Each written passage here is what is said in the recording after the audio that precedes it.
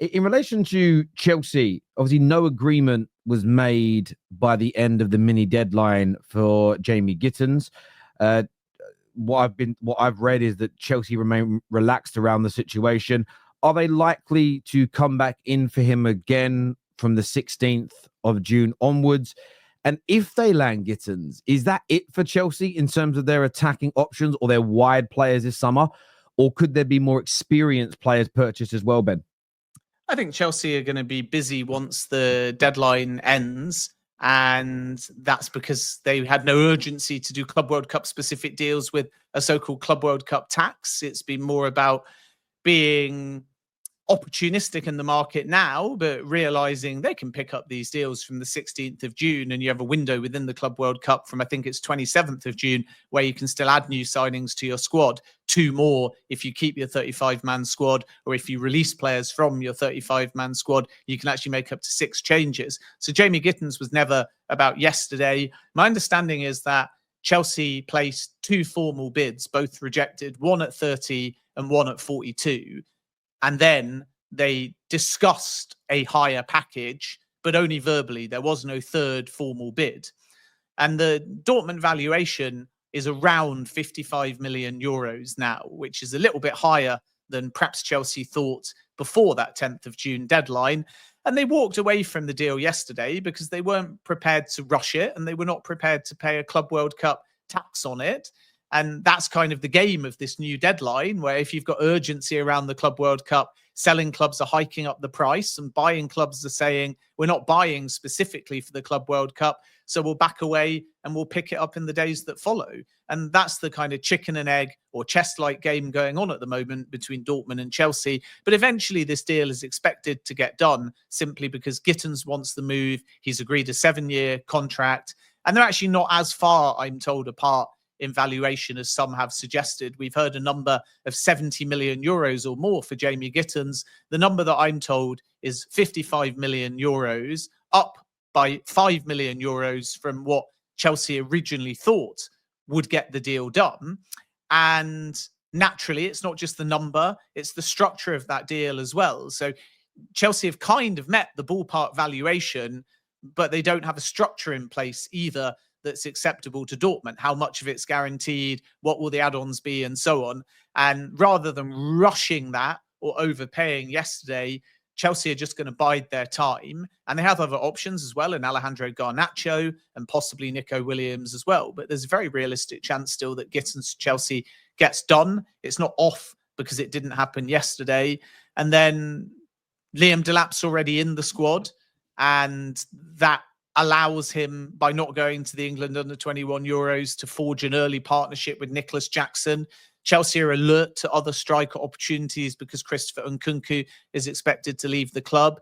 Dean Howson they bid for, which shows that they may still add a defender, not as high a priority as the right-footed left winger because of the Jadon Sancho return, and Mikhailo Mudryk is still provisionally banned, but another defender is possible. And maybe like a centre-back that can also play left-back because Renato Vega's situation is unclear, and he was the sort of Swiss Army knife. And actually, even though he went on loan to Juventus, Enzo Maresca, I'm told, would have preferred to keep him as part of the Chelsea squad because in Vega, you have a player that can go defensive midfield, centre-back or left-back.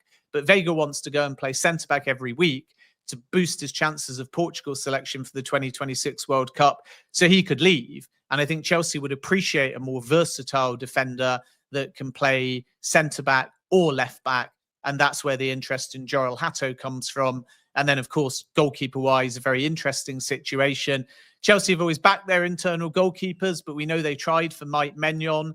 That deal is less likely to happen now after the June 10th deadline, unless Milan drop their asking price.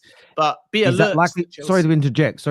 Are they likely to drop that asking price, or is it going to stay around that 25 million euro mark? I think at the moment it will stay around that number simply because there's a long time left in the window, although Maignan's asked to leave and Milan don't want to lose him on a free. So keep an eye on the situation because prices can change depending on circumstances in the window. Milan have got all the cards at the moment because there's time left on the window. There's a year left on the player's contract. They can leave this one a little bit longer before potentially dropping their price. But Chelsea wanted that one done on the 10th. And for now, anyway, let's see if it changes in the coming days or weeks. But for now, they've walked away and the focus is on ranking their internal goalkeepers.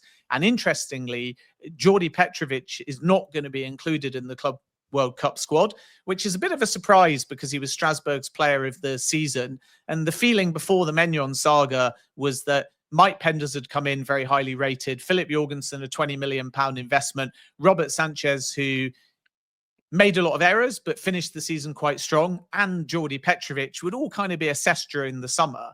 And now 3 of those goalkeepers are going to be off to the Club World Cup. And the Petrovic situation is more open. Yeah. And by not traveling, you would assume that a departure is on the cards. It's complicated because somebody owns his image rights, and that has to be resolved likely before an exit happens. But I think the big thing with Petrovic is that he wants to be a number one. And unless Chelsea can guarantee him that right now, the player will agitate for a move away to seek first team football as a starting goalkeeper, whereas Philip Jorgensen more content to fight for his place and bide his time. It'll be the same with Rob Sanchez, though. If he's not crowned the number one, he'll likely agitate for a move away too. So we could see some movement, but we won't know how the dominoes will fall until Chelsea first rank those goalkeepers. But that will be a situation to watch over the summer. There's big faith in Jorgensen and Penders, and still Enzo Maresca feels that Rob Sanchez improved in the final 6 to 10 games of the season. But again, we don't really know what Chelsea are going to do next. Maignan is a clue. They want to bring in an experienced name. Petrovic being left out is a clue that he could well depart. And actually, Strasbourg would love to be able to sign him permanently, but it's whether or not the player wants to go back there because he's got other European options. So there's still a big question mark over the goalkeeper situation. But the first thing Chelsea will still do is rank the goalkeepers they have. And then from there, the picture will be clearer.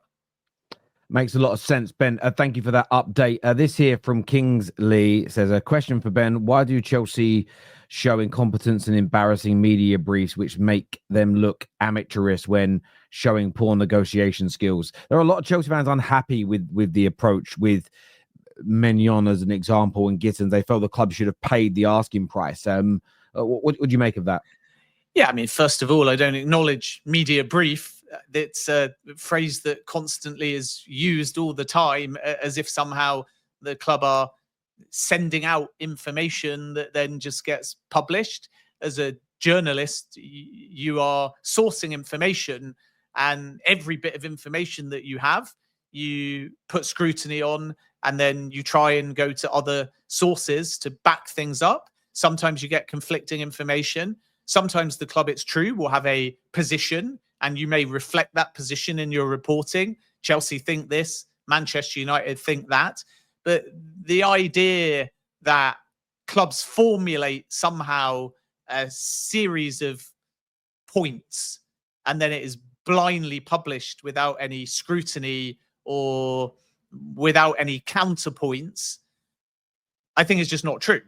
Yeah. And therefore, when you think about why the Chelsea position sometimes changes, it's probably the fact that this is a fast-moving project. It's a youth-led project. And like any club, they maybe have a different perspective based on what happens. So maybe perspective one was back the project and youth, and then maybe a market opportunity comes around, so you change your mind. Perhaps they had one plan without Champions League football, and now with Champions League football, they can attract a different caliber of player. And there are maybe some experienced players that wouldn't have wanted to join Chelsea without Champions League football that do now. Maybe they had to wait on the Strasbourg thing because there was a point where Strasbourg and Chelsea were both potentially going to be in the same European competition. So that doesn't allow them to provide clarity to Matis Amadou or Kendry Paez, who are both expected to be loaned to Strasbourg. If they'd have had to put Strasbourg in a blind trust, then they wouldn't have been able to loan any players to Strasbourg.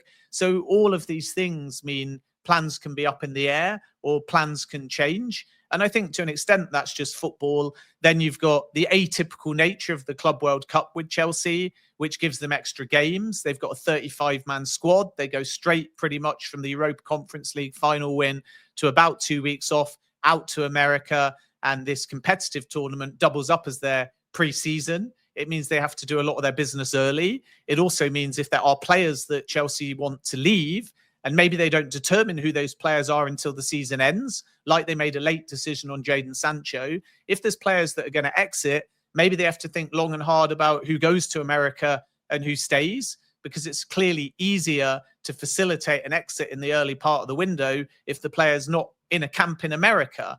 And the most interesting name in that context is Christopher Nkunku, because my understanding is that he will be part of the Club World Cup squad, but there's also a very realistic possibility he departs. So what happens if an offer's made for Nkunku mid-tournament? He suddenly has to fly back to try and finalise that deal. But there'll be other players on the flip side, like Axel Disasi, for example, that are not expected to be in Chelsea's Club World Cup squad because they're basically being told, go and find another club and take the month of June and early July to do so. So when you sort of spell it out like that, there are just a lot of moving parts in still a formative and fast-moving Chelsea project. But again, it's only my perspective. I can't speak for other journalists. When people refer to a media brief, it implies that we're just told something by a club and we just put it out there, when actually we're always putting scrutiny on it. We're always going to the other side. And really, the only time maybe a club might circulate something is when something is official, to make sure that for planning purposes, you have the requisite information ready to arm yourself to cover the story. But very rarely will a club say to anybody, to my knowledge, just say something. And then we go as journalists, sure, we'll say that. Otherwise, you just become a megaphone for a club. You may be given a bit of information from a source, call that what you will, but you're still always going to go to every possible source you have to try and stand up whether that information is consistent before reporting. And I always say this to young journalists. I know we're going on a bit of a tangent here, but many young journalists say, I'm told this.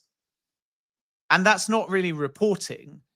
If you're given a bit of information, you have to then analyze that information, put scrutiny on that information, and then provide informed reporting. So actually what you're doing is reporting based on multiple bits of information, not just publishing one thing that you're told. And that's the difference between going to one source or being skewed towards one side versus trying your best to have as much balance as possible. And that is how you are as accurate as possible. It's actually the hardest in a transfer market. If you do it with takeovers, if you do it with longer burning stories, it's a lot easier because you say, okay, I've got the time to go to all sides. Nothing's going to change within a matter of hours or days. With transfer reporting, it's really challenging because something that I accurately source at 9 a.m. may actually alter by 12 o'clock. So it is very difficult. And that's why, as I always say, it's not the journalists that are sometimes unreliable. It's the transfer market itself.